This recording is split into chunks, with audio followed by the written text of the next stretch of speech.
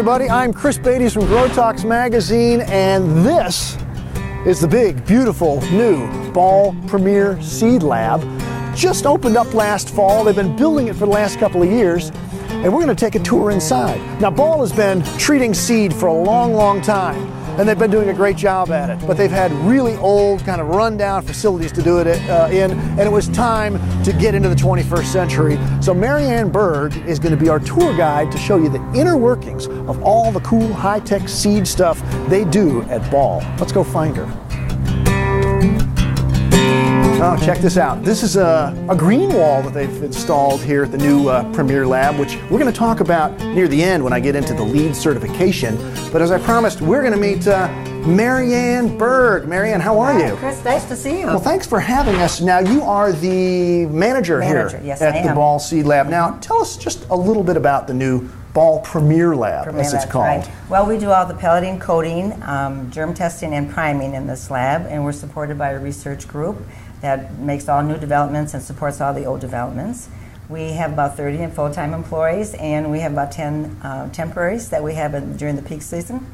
And we do about 50% of all the seed per value that Ball Seed and Pan American Seed sell. You said you don't even have any idea how many seeds go through here in a year, but can you quantify in any way how much you do? Well, I know that we can do, if a pelleter on our automated pelleting system can do up to between 7 and 9 million seeds a day pellets. So that's just one person. 9 million seeds a day. I think we go into the billions. But who's counting? That's true. Billions that's of seeds. True. Now, this is a fancy new building. You've worked here, how long? 30 years, 30 years I have been. So you came from some sort of humble digs we here. Did. Can you describe what the old lab was like? Yes, we were kind of like an add-on to the building, and it was probably about 20 years ago, 25 years ago that they started adding on.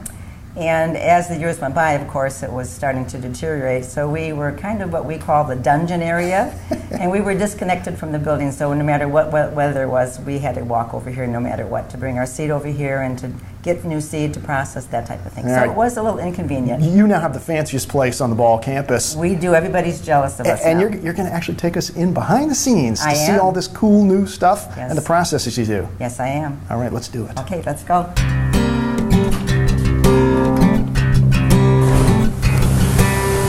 Now, Mary Ann, this has got to be the coolest thing I've ever seen. And this is only our first stop. This is the first stop. These are our coating machines. These are called fluid beds. Fluid beds? Right. We're actually pumping the fluid onto the seed. We have our solution under the counter. This is our yellow. This is our final coat. This is our trademark color. And it's actually coming up through these hoses, through this pump, into the nozzles at the very bottom of the column. And the seed is actually being kept suspended in here by a air pressure and a torrid system. And this seed is actually being coated. There's heat interjected into here, and the seed is being coated as it's in the column. How many seeds in there, do you think? In here, there's probably about 500,000. 500,000. And what kind of seeds are those? This is a marigold. Marigolds. I'm not sure the Bonanza Bee. Bonanza Bee. Bonanza Bee marigold. And you're just simply coating the seed. What's the purpose of this particular coating? Okay, this is to give it more weight and visibility for the growers. It goes easier through their seeder, and it's better placement on the soil. Now, as the operator, this is Joe Perez. He's one of our technicians.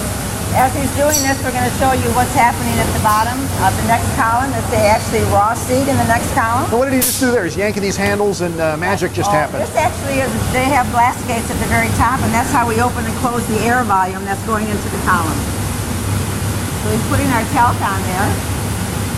Just baby powder, huh? It's like baby powder, but it's a special talc we buy. All right.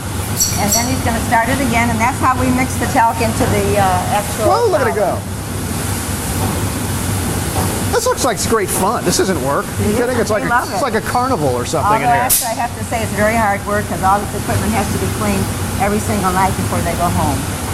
So here's how we get the seed out of there. The thing actually rotates, the column rotates, and we put it into a special holder that we have.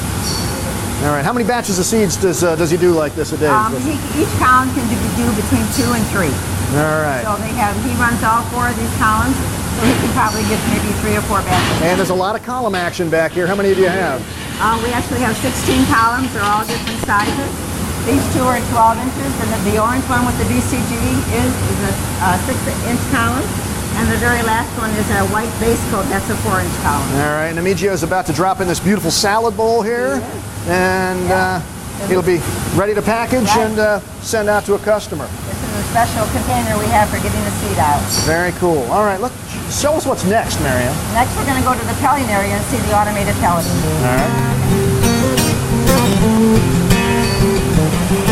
Now, Mary Ann, this looks like a cross between, I don't know, a cement factory and Willy Wonka's candy factory. Yeah, actually, these are the same kind of pans they use at the Ferrara Candy Company in Chicago. I've seen that on TV when they're making like lemon heads and stuff like that. Exactly. But you're making seed. We're making seeds. We're making pelleted seeds. All right, show us what's going on with these machines.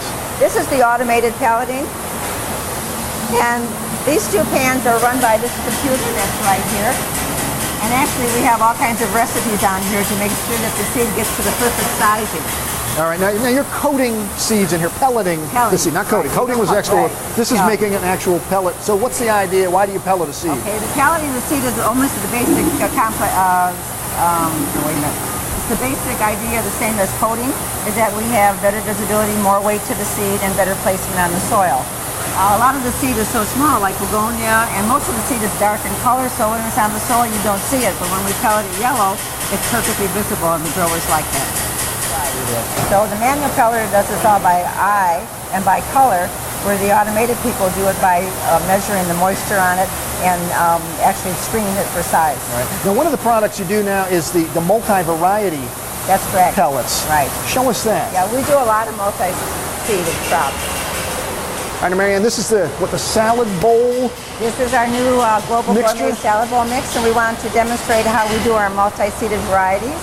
Here, as you can see, the raw seed. There's about 13 different varieties in the seed. And you can see all the different types of seed in there. So it is a wide variety of little lettuces, right? Right. They're all lettuce, the radicchino, that type of thing. All right. And then you have your seed clusters.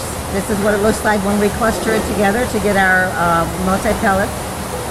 And then the next one is just all the pelleted. That's at the final pellet coat around it, so that's how it comes to the customer.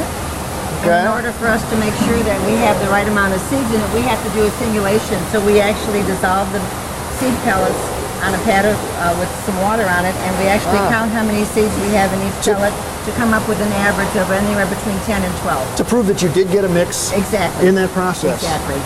Very cool. All right, what's next? Okay, now we're going to go to the germ testing area, and we're going to see our BVI system. We're going to see if the seed actually works. It definitely, yes. Let's do it.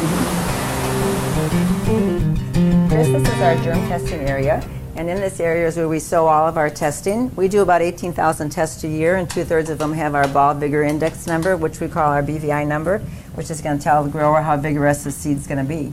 Here you can see why we coat our seed. This is coated zinnia, and it is more visible on the soil. It's easier to place in the center of the cell.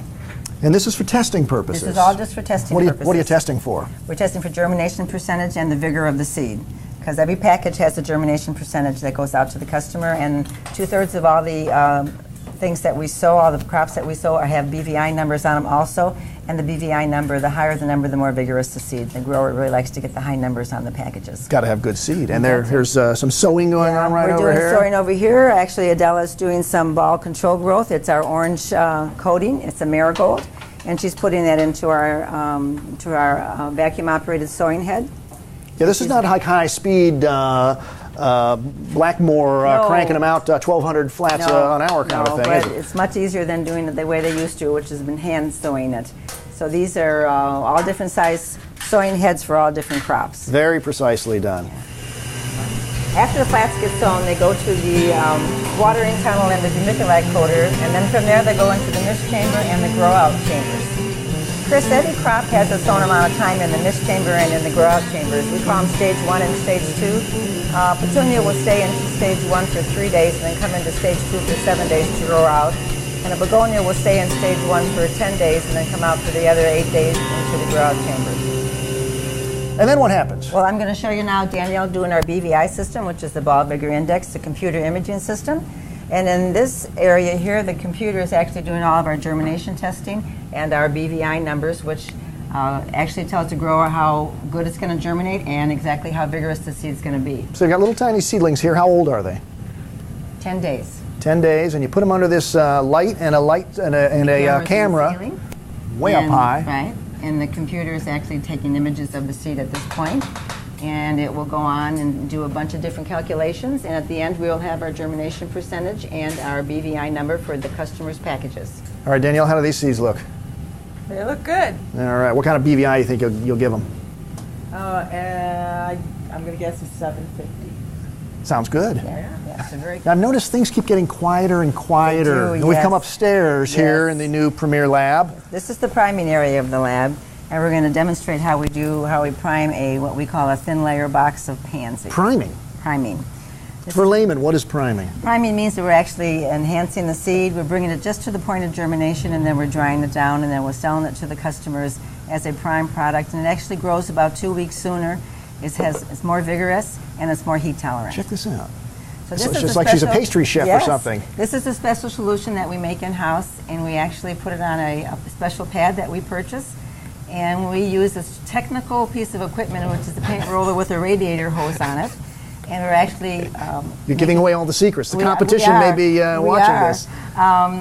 What she's doing is she's evenly distributing that solution onto that pad so that when the seed is put on that pad, it's there to imbibe the solution. So we want to make sure that each seed gets the same amount of solution. So we put a ball bearing in the center of it because the lid is the same size as the box, and we don't want the lid to concave down onto the seed. So what Marcella has here is about 40,000 seeds, and she's sprinkling that evenly on that pad. Marcella must be great in the garden. She is wonderful. She's one of our best primers, and this does take a lot of talent. It looks easy, but it's not easy at all, because if you put it in clusters or clumps, you can't move it because it sticks to the solution. No, next time I'm doing grass seed, I want you in my garden, Marcella. There you go. All right, what kind of seed is this? This is pansies. Okay. So then Marcella will put the lid on. Oh, now I see what the little ball bearing was for. Yes. Just to hold the lid up. And because we want that seed to imbibe that solution and not to have any of the solution evaporate, we actually use another technical piece of equipment, which is electrical tape to seal the box. High-tech building, simple solutions, but you do some amazing technical stuff. And I want to be clear, too, we were talking earlier about the old building. You were doing this high-tech stuff in the old building as well. We had a very, very high-quality product going out of that, even though we had a lot of obstacles in our way. And now with the new building, everything is much better than it was before, and we still have the high-quality product coming out here. And you still got electrical tape. And we still use electrical tape. It's good stuff. Yes. I use it all the time. Now, where does this go? Okay, now this goes into the incubator in the next room, and that's where it actually stays in there for anywhere from 7 to 9 days, and it actually starts priming. The seed primes itself. Okay, now Chris, this is where the actual boxes of the prime seed goes. They are stacked by variety. And inside here it's dark also because the seed likes to be primed in the dark. That's why the boxes are opaque. And Chris, this is our drying room in here. And as you can see, we have 2 different types of drying. This is a drying tunnel where we actually put seed that we primed in bags. Over here is where our thin layer boxes are, where they're actually, the seed is drying on here to be taken up tomorrow morning. So this is all primed? This is all primed seed. And now you're stopping the growing process? Yes, so by drying it down, we're stopping the growing process. And it'll go from here to packaging? Right. Tomorrow morning we'll take it up, we'll do moisture testing on it, we'll screen it for any imperfections, package it up, and send it down to their seed receiving area with Harvard. Well, Mary Ann, that is so cool. Wasn't that neat? This is a very unique area, Chris. I tell you what, and I am thrilled that we got this really cool behind-the-scenes tour of the new Premier Seed Lab. I know you're proud of the facilities. We are. And they're definitely state-of-the-art. They're probably none better on the planet, I guess, right? I wouldn't think so. We're very proud of this area, and we take great pride in doing all the work for the growers. And if the growers are happy, we're happy. All right, well, keep up the good work, and I think we'll have a lot more appreciation for all that goes into these little tiny seeds that we're buying from Ball. I think so, after people see all the work that goes into it to get it to the customer. All right, thanks a lot. Thank you. Yep. Bye. Well, one of the cool things about the new Premier Seed Lab building is the building itself. Ball is going for LEED certification. Now, LEED stands for Leadership in Energy and Environmental Design. And it means they've done some different things with the building. For instance, this building is going to use 18% less energy and 30% less plumbing water than an ordinary building. 20% of the building materials came from recycled content, and 80% of the construction waste was recycled. In fact, a couple of pieces made it into my own garden. They're going to collect the stormwater runoff on the roofs, 18,000 gallons for every 1.5 inches of rain. They're doing some things to reduce the air conditioning costs. The landscape will be low irrigation. They're going to minimize runoff and all kinds of neat stuff like that. Well, I hope you enjoyed the tour with Mary Ann and got a better appreciation for everything that goes into a little seed. For Grower Talks Magazine, I'm Chris Beytes, and we'll see you next time.